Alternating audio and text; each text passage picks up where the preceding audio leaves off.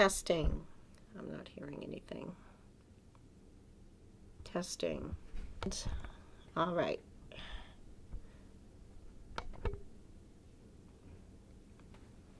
Okay, very good. So today is Monday, November 5th, 2018.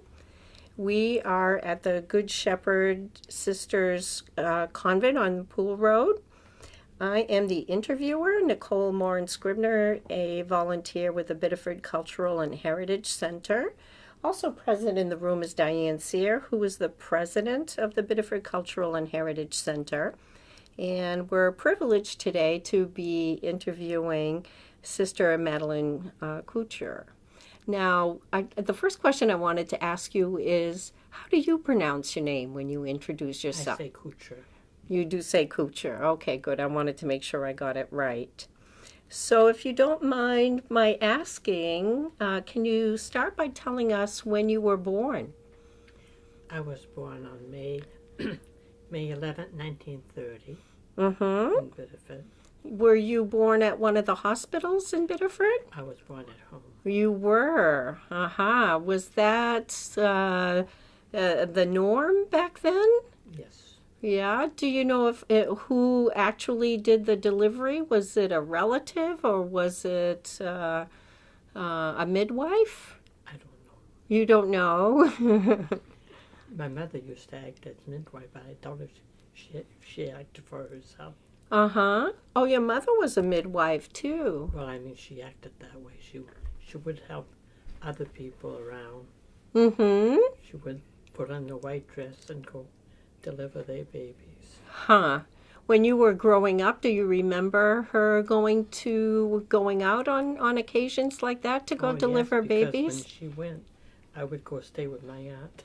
Oh, okay. Yeah. Huh.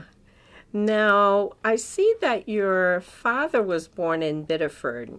Yes. Were his parents born here as well? I believe so. I always was told that my grandfather was born here. Mm-hmm. I don't know about his mother because she died in childbirth. Mm-hmm. Okay. Now, especially with a name like Couture, do you know if they originally came from Quebec or? I believe so because my father met my mother in around Scott there. Mm-hmm. The Saint Marie. Saint He Marie. met her there. Oh, really? That's really interesting. So, but I don't know anything about the Couture side. Uh-huh. I wish I did. Huh. I just don't know. Uh-huh. We have the genealogy on my mother's side, but I don't know anything about my father's side. Did you have other Couture relatives that lived in Biddeford when you were growing up? Just my father's brothers, his sisters. That's about all. So I have cousins. And they were here in the Biddeford area? Mm-hmm. It's interesting that you mentioned that your father met your mother in Scott, which is in Quebec. Do you know what brought him there? Why he ended up going there? I'm under the impression he had relatives there because he used to love to go. Oh, so some of your relatives on your father's side might have been from that area too. I don't know any of them. Mm-hmm. Uh-huh. Now, is it that he met her over there, and do you know the story of how she came to Biddeford? No.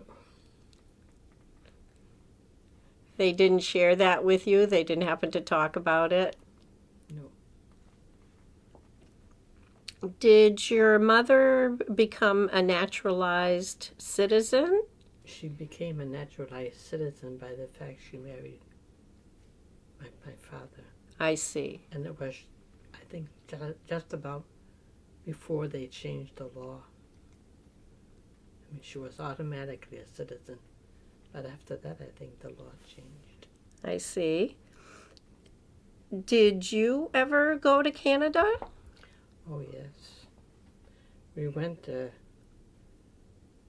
Scott quite often because my mother's family home is still there. It is. Now, did you go there when you were young? Yes, when I was young. We went as a family quite often. What are your memories about what that was like to go visit another country? Oh, well, we enjoyed it, of course. I enjoyed being on the farm, playing with my cousins.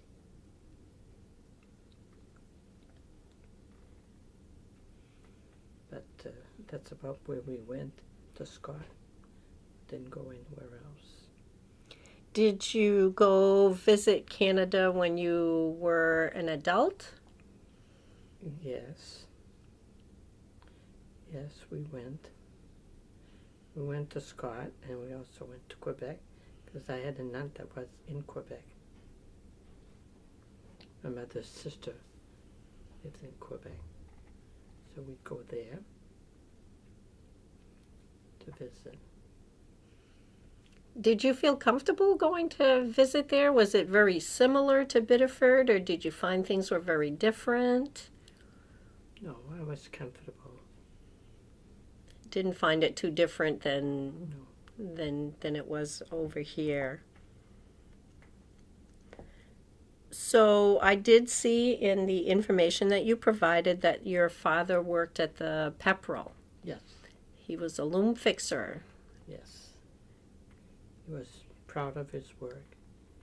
He liked to work there. Did he ever share stories of what it was like working over there?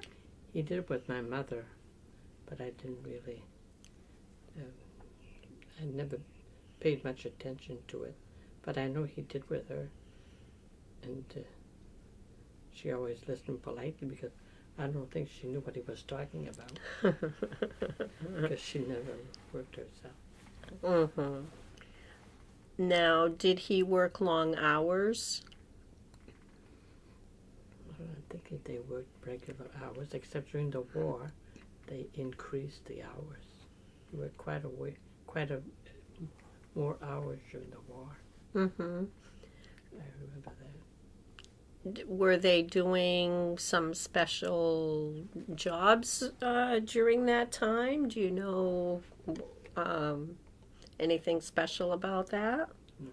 No? Now, where did you live in Biddeford? On Prospect Street. And can you tell us something about what everyday life was like? You mean when I went to school?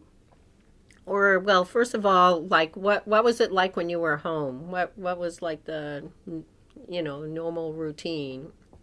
What do you remember when you were growing up? Well, the normal routine.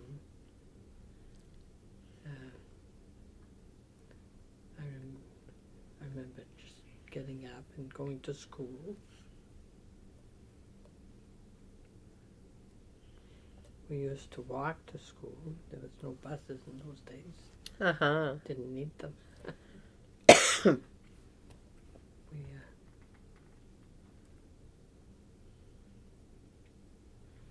We'd come home for lunch and go back to school. Then we'd come back home, do our homework, have our supper. Did you watch TV at night? There was no TV. There was no TV. What'd you do? Played cards. Played cards. Yeah, we played games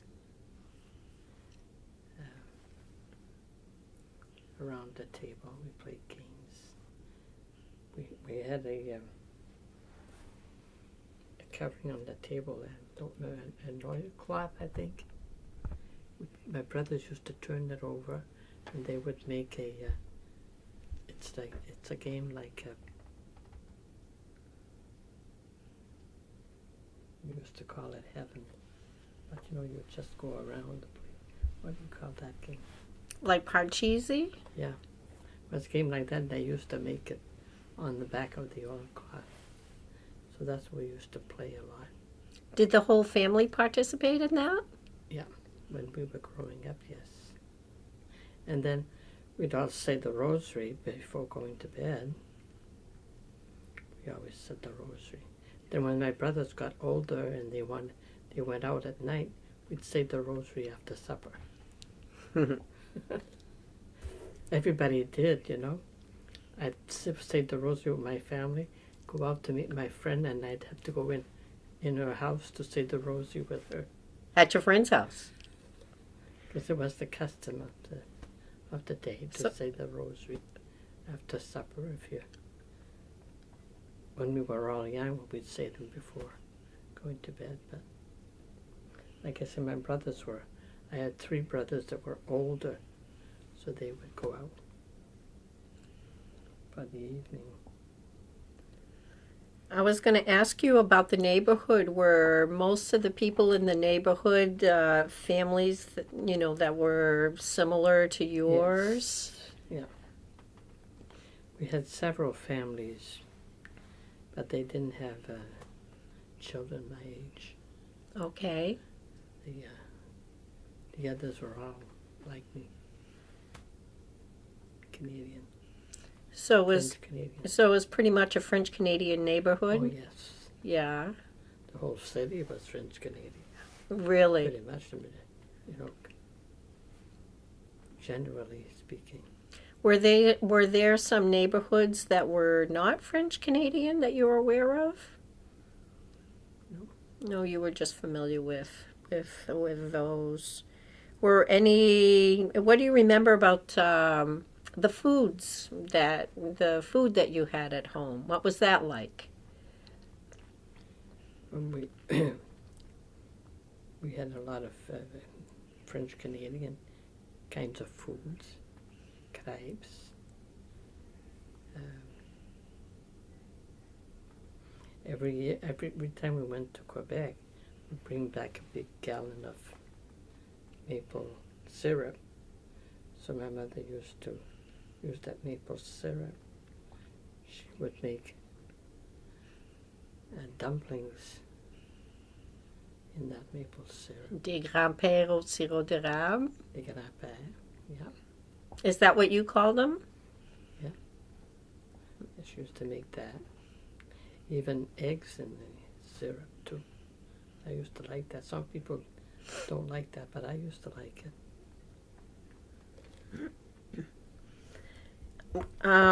What was church life like? Did you go to church as a family?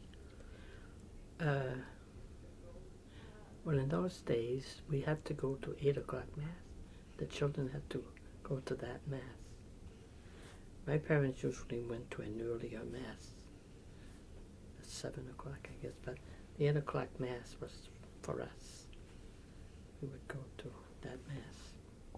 Was there something special that occurred at the 8 o'clock Mass that it was for children? No, it's just that it was a children's Mass, that's all. No, it was just you and your brothers that went to that Mass and your parents went to a different one? They went to the early one. Mm-hmm. And did you walk to church? Oh, yes. We walked everywhere. Were there any buses back then did you have a family car? We didn't have a car back then. No. We walked everywhere. There were buses. I don't know exactly when they started, but I even remember when I was very small, we had trolleys. Really? In Biddeford? Yeah. Now, how did you make the trip to Quebec if you didn't have a family car? Well, we usually found somebody who had one. My uncle or somebody, but we went because we didn't have a family car. until my mother expected a baby late in life. My father was turning 50, and he said he didn't want to push a baby carriage at the age of 50, so he got a car. This was in 1945, just at the end of the war. Wow. So, other than play cards, can you remember what else you did for fun as kids? Played outside all the time. Baseball, football, all kinds of games with dodgeball, kick the can, hide and seek, all kinds of games with makeup. That's what we did most of the time until it got pretty dark. Then we go in. Now, what was it like as the only girl in a family of boys? It looked normal to me. They didn't treat you any differently? Well, they teased me a lot. I remember being teased a lot, but I thought it was a normal thing to do. I had a friend that was in the same situation as I was. She was an only girl with 4 boys. So I thought it was kind of normal. But they let you play all those games, baseball and everything. They were I had 3 older brothers, so I played. I had one that was 2 years younger than I was, so the 2 of us would play outside. The 3 older ones were gone somewhere, doing something else. I don't know what. Now, did you, one of the things that you mentioned is that it seemed like everyone in the community was Franco-American, so you didn't feel like you were treated any differently because you were Franco-American? No. Everybody spoke French. Did you speak just French at home? Did you speak any English at home at all? No, my mother didn't understand English. We always spoke French. Did your father speak both languages? Oh yes, he did. Yeah, but he spoke French at home. Now, how about your brothers? Did they speak English when they were outside the home? I believe so, because they didn't retain their French as much as myself and my brother did. They kind of lost it. They'd speak French at home, but outside I think they began to speak English before I did. Now, when the kids were outside playing, did they speak in French or did they speak in English? French. Still French. Yeah. Now, you were a member of St. Joseph's Parish. Yes. Now, there was more than one Catholic parish in Biddeford. Was That's there a right. difference between the parishes? Well,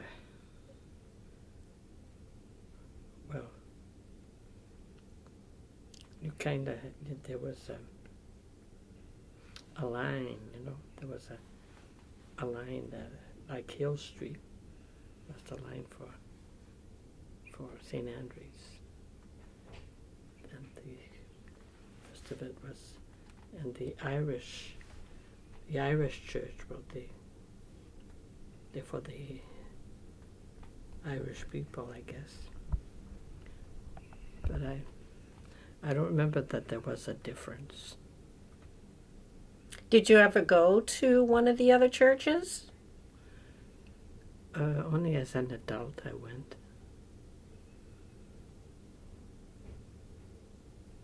Because it was more convenient. Now, were there any special events that were held at church that you can remember? Any celebrations or fairs or family events or... Oh, they used to have like suppers. Beans. They used to serve beans. I know that. Where did they hold that? Well, we had a parish hall. At the parish hall at St. Joseph's, yeah.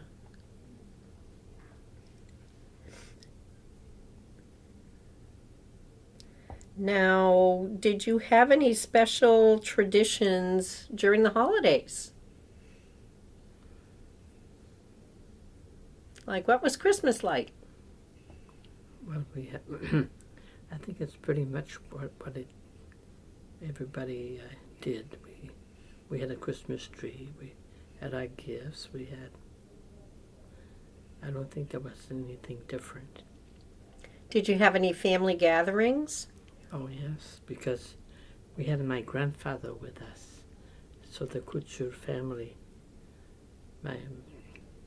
My father had 2 sisters that lived in Biddeford and 2 brothers.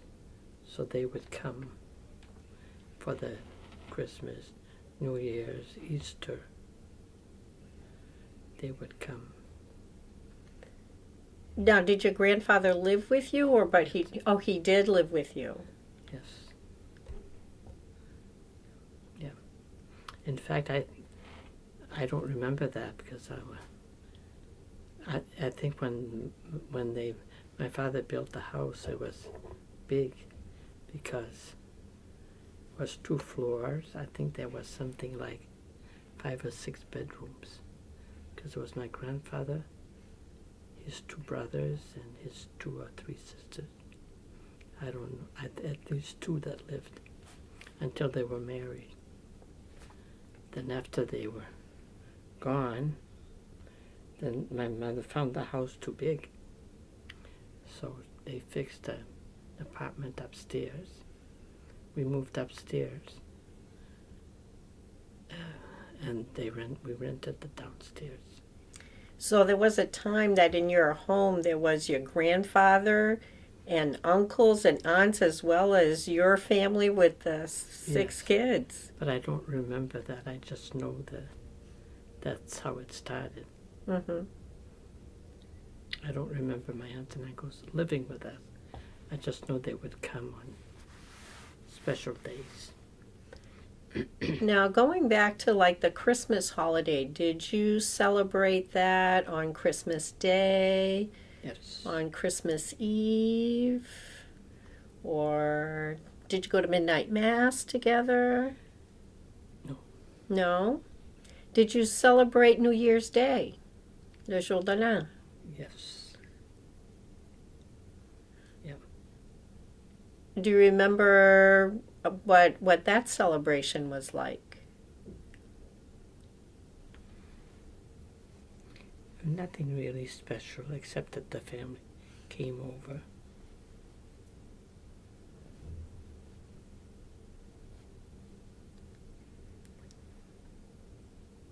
Now, one of the things that you did mention is you mentioned something about the war. How old were you when that was taking place? I was 11 in 1941. I was 11. I had 3 older brothers. One of them was old enough to be drafted right away. I think a year later, the second one was good drafted. And I think a year later, the third one. The third one volunteered. I mean, he went in because he wanted to. But that left only myself and my other brother 2 years younger until 1945 when Roger was born. He was a special gift? Yeah. Now, that must have been difficult to see your brothers go away to war? Well, I didn't know too much what war was about. I remember that I thought it was going to be over in a day, a day or so. But it wasn't. It kept on and on and on. Now, do you remember when the war was taking place, if it had any other impact on the family other than your brothers going away to war? Well, of course we were concerned about them, you know. I know my parents were very concerned because they were, two of them were in the Pacific, one was in Europe. So we were worried about them, I remember that. Now, did it affect the things that you needed at home? Well, yes, I remember getting in line for the butter.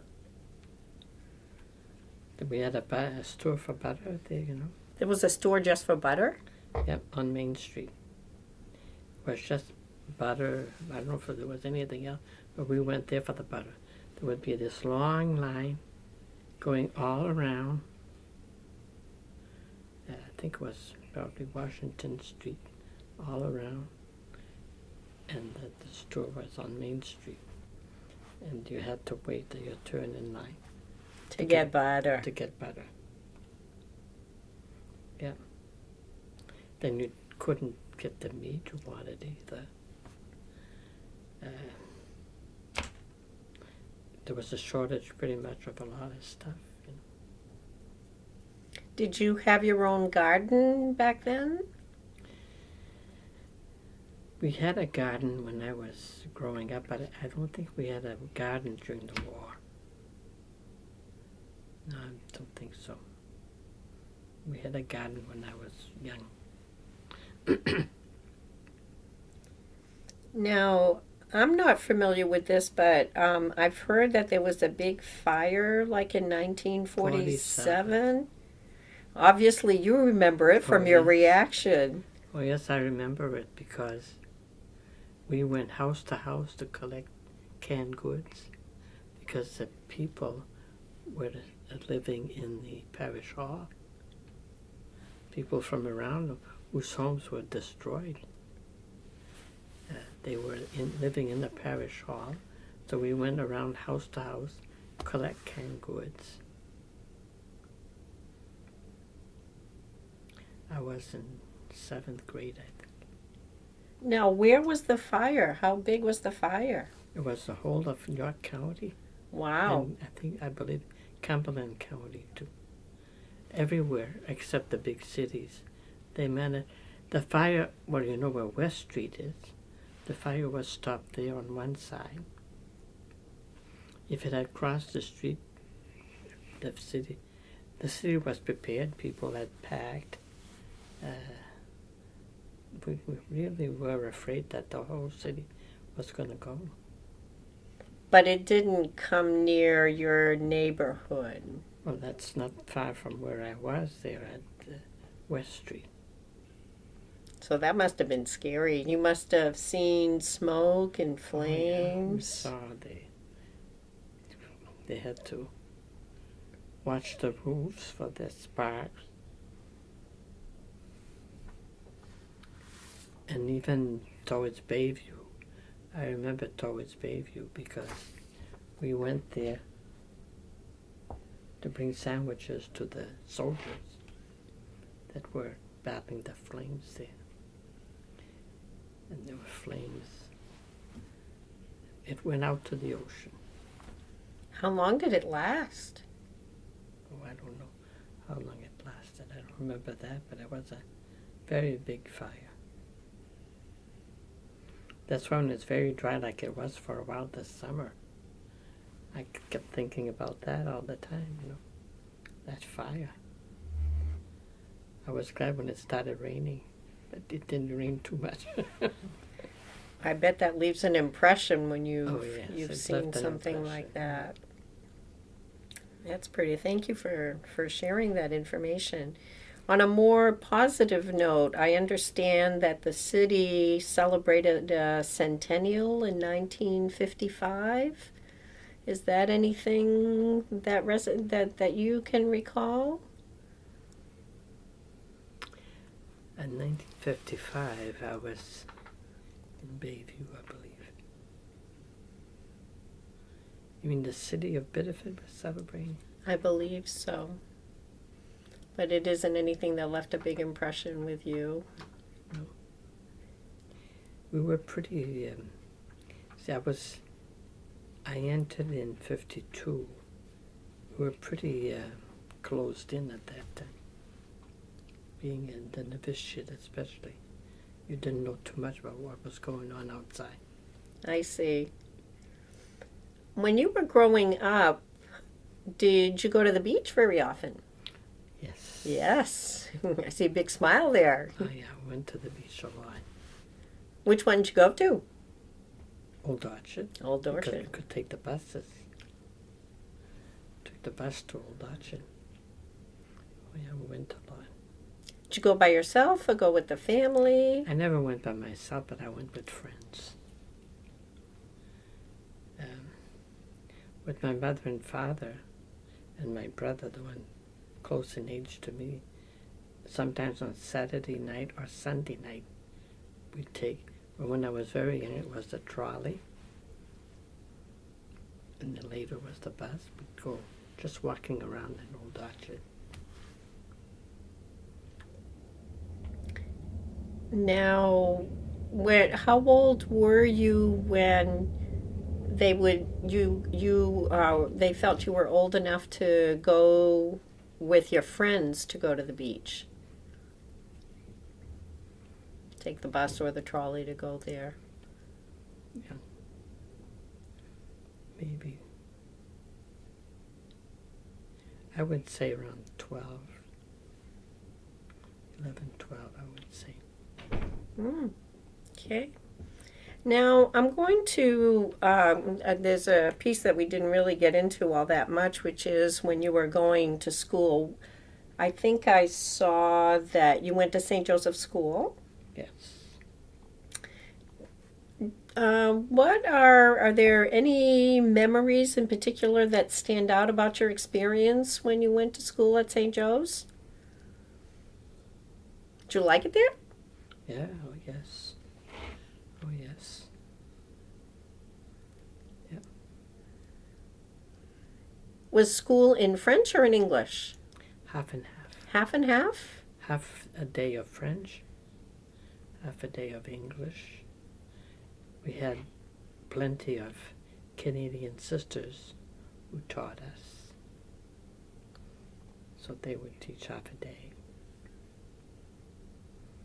Is that pretty much when you started learning to speak English, is when you went to school? I believe so, yes. Now, one thing I've always been curious about is I know that I have met some people who, when they went to school, they were punished if they spoke French. But that had not been my experience. If they spoke French? If they spoke French, they said, "You're in the United States, you need to speak English." But that wasn't your experience. No. No. Did they encourage you to keep your French? Yeah. Yeah. Everybody spoke French. We all spoke French. So they basically supported you speaking both languages. Now, I see that you also went to college. How did you decide where to go when you went to college? Oh, that was a community that decided. Because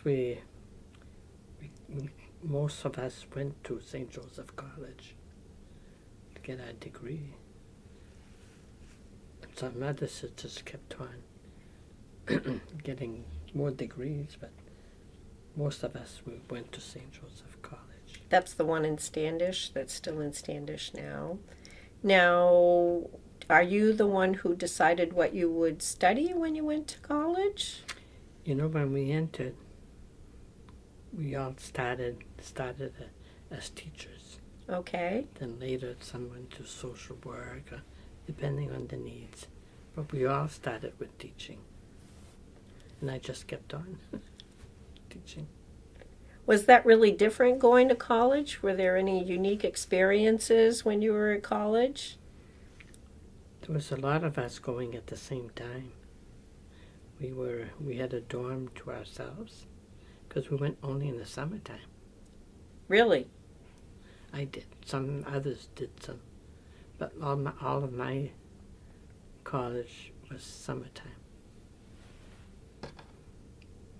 So were there lay students there at the college too? Or was it just sisters? They were mostly sisters during the summer like that. So it was mostly sisters who were at the And college. that time, that college was small. Wasn't what it is now. It was small. It was a small college. Most of our teachers were the Sisters of Mercy. There was only one or two lay people teaching. The others were all sisters. That's interesting. Now, a little bit about your work life. Did you end up, your father worked at the Pepperell. Did you work at the Pepperell or anywhere else when you were growing up? No. I used to work at the laundry during the summer, in high school, at Landry's Laundry. I worked there during the summer. Then after I graduated, I worked at was a music store. Lambert. Was that on Main Street? Lambert's music store, yeah. Then I entered after that. So tell me more about that. When did you decide to become a sister, and why did you decide to become a sister? I decided to become a sister when I was in a junior. But I wasn't telling anybody because I didn't want them to ostracize me. I wasn't going to become a sister right off. I knew I wanted to do that, but I didn't tell anybody because I wanted to keep on having fun and going out, having fun. So I kept it to myself till the time came. Well, before we go to to you entering the convent, what was it? What was teenage years like?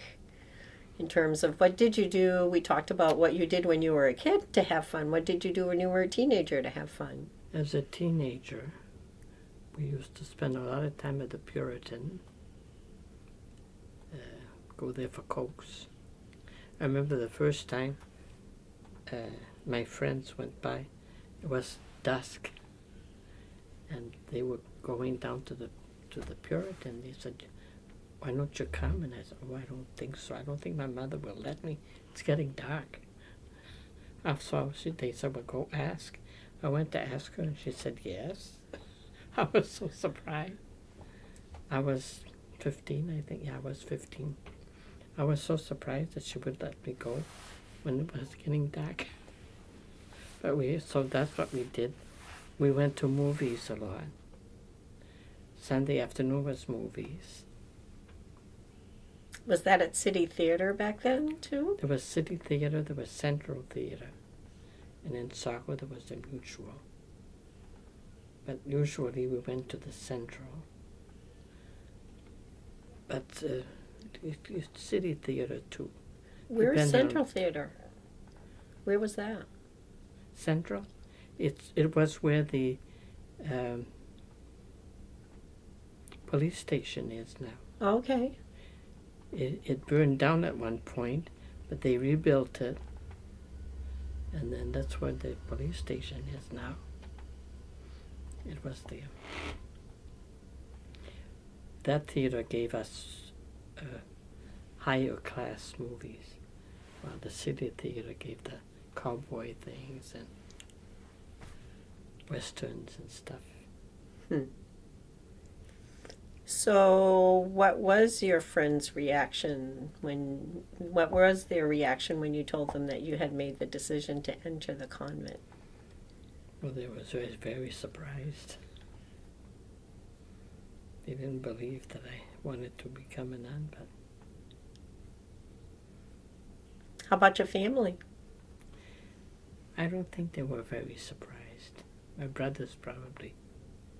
My parents were. My mother was delighted.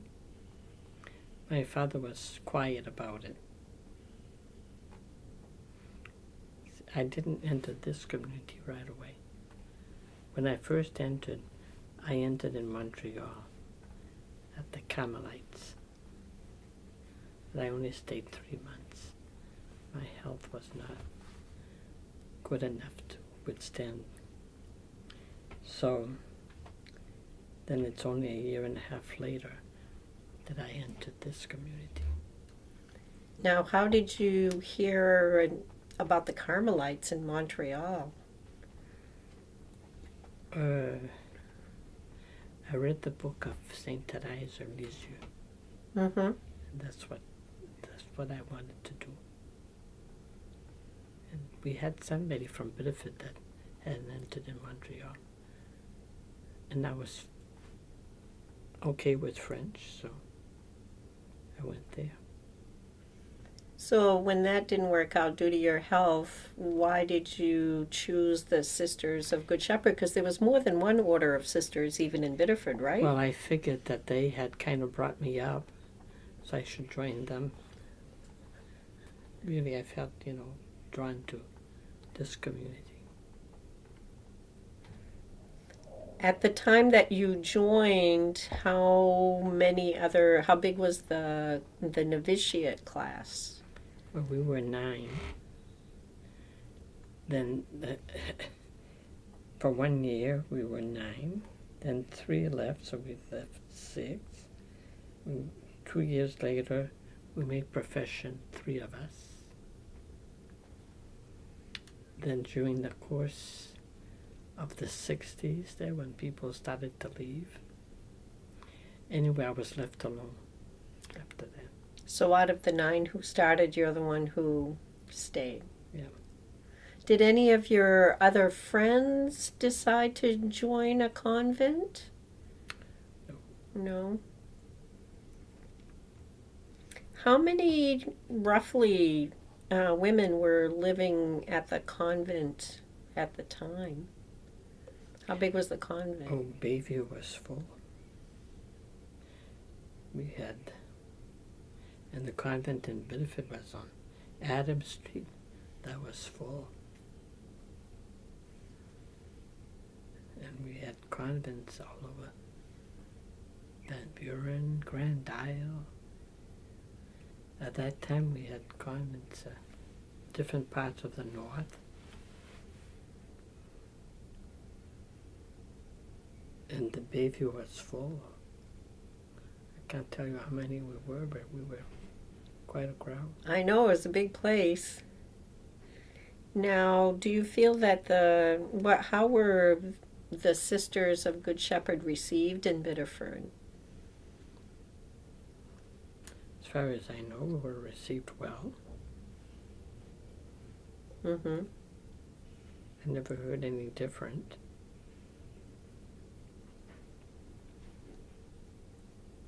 Did you, where this order of sisters originates from Quebec, what was the relationship with the sisters in Quebec?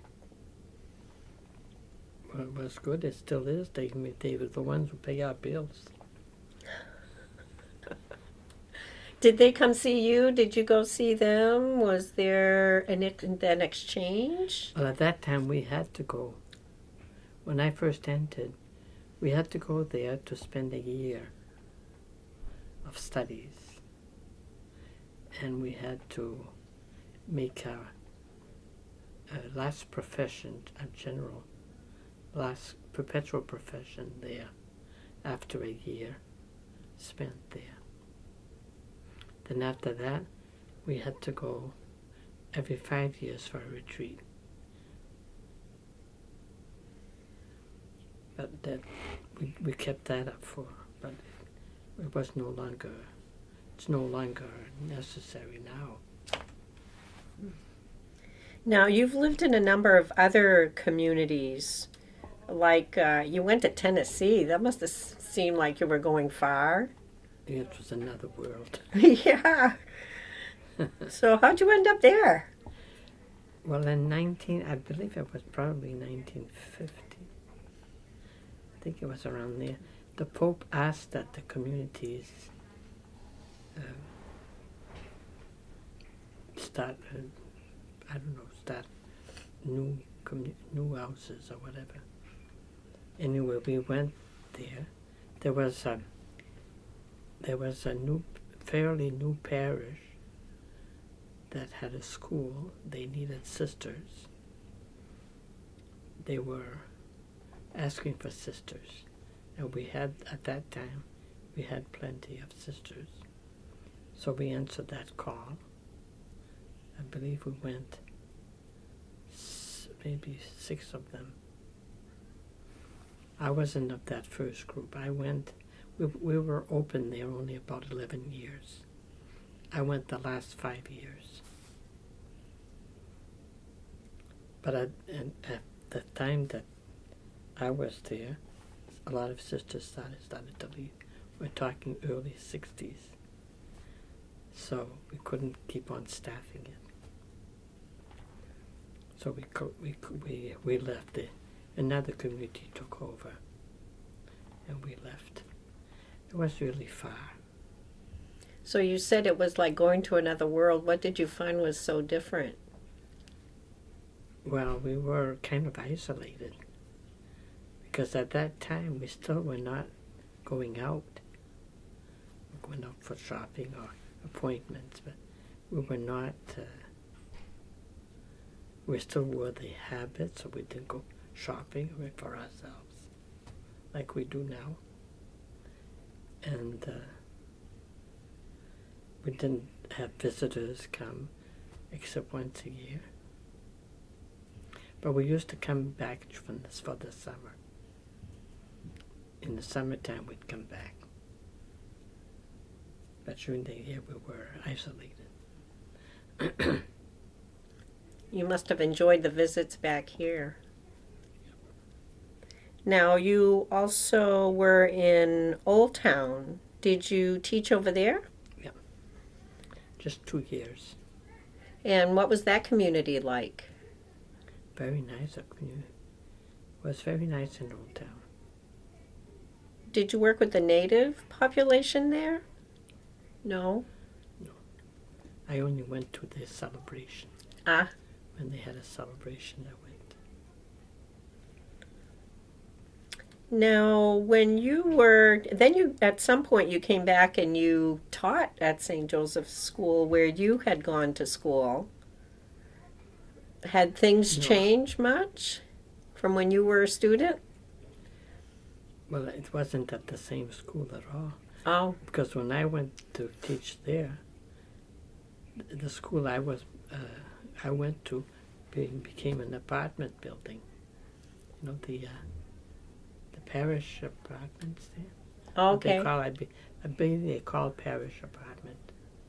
They were already, and the school was all at what used to be St. Louis. It was still called St. Louis for a while. No, it was called St. Joseph. They called it St. Joseph when I taught there, until it became St. James.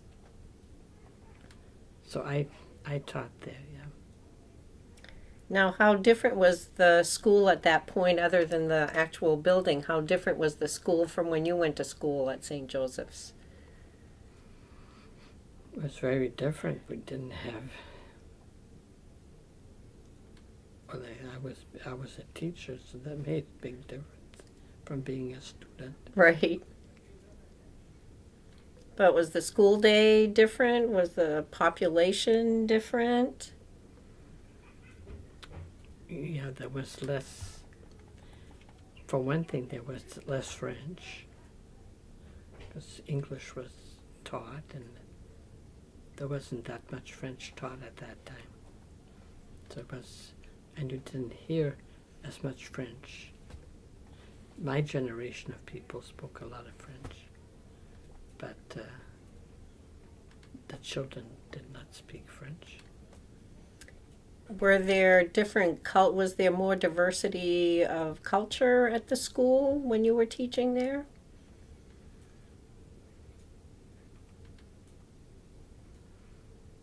I guess.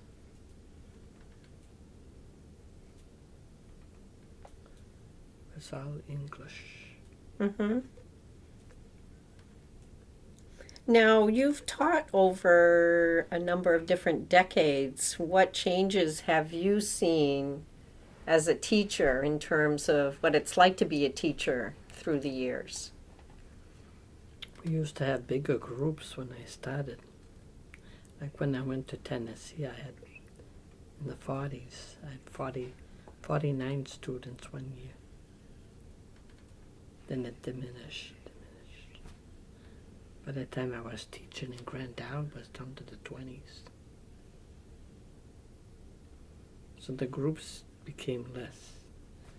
There were less children going to Catholic schools, I guess. Were there any other changes in how you taught?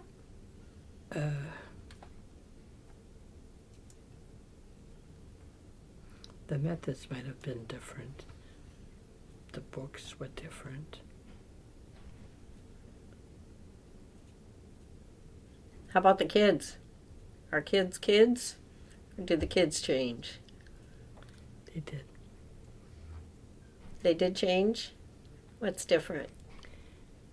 Less respect. My last years, I really found it hard. They were less respectful.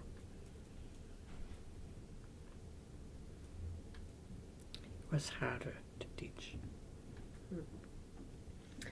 Any funny memories of your years as a teacher?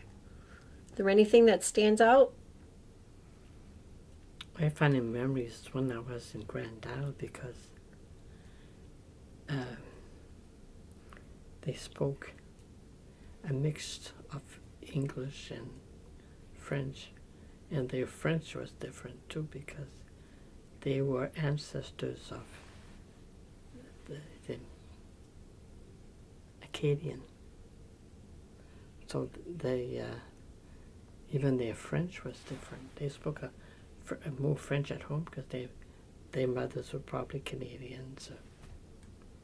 So their French was different and their English expressions were different. They mixed up English and French. They'd say things like, "He peeled on your grass." They used the French verbs in an English sentence. He climbed all over me. Well, that would be English, but what was it? They would say, one Monday, we had a skating rink in town. And this kid asked me, "Did you went skating yesterday, sister?" And I wanted to correct him, so I said, "Did you go skating yesterday?" I did. I did went. I said, "I did go." So he said, "Oh, I didn't saw you there." That's funny. Could not correct. He couldn't see the difference. No.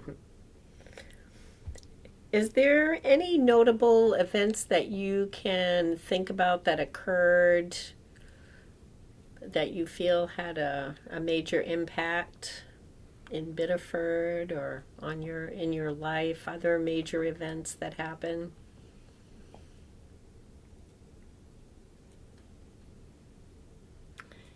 Closing Bayview was traumatic.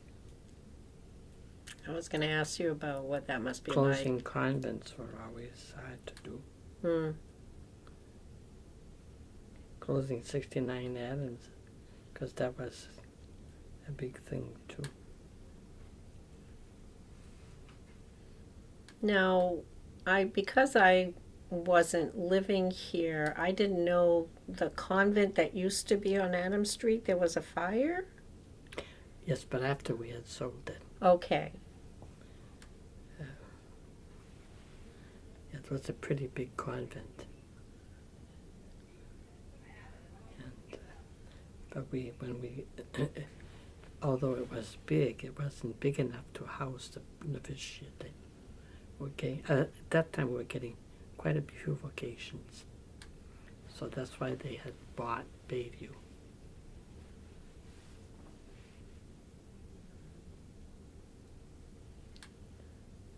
Then they had to build an infirmary.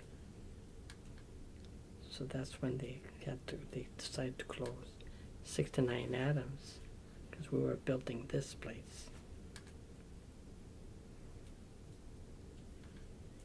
Yeah, Bayview was a major hallmark. It must have been Well, difficult. that's where we spent our first years, at least 2 of them.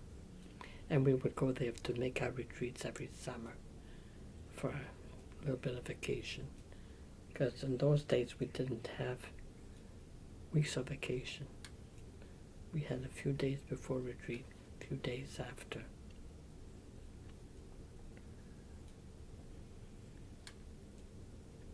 So tell me about your current work here. You're volunteering now? I was, but I stopped a few years ago. Okay. 2 years ago I stopped. I couldn't do it anymore.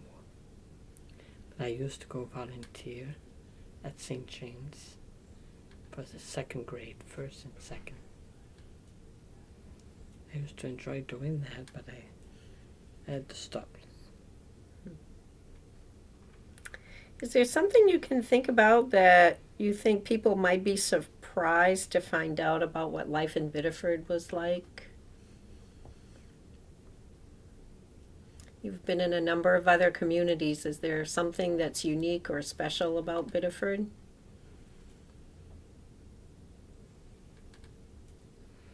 Can't think of anything.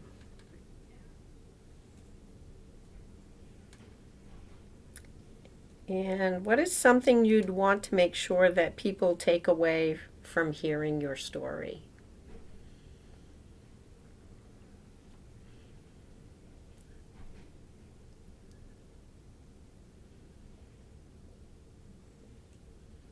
I don't know. When you think about the experiences that you've had, how has it turned out compared to what you had envisioned your life would be?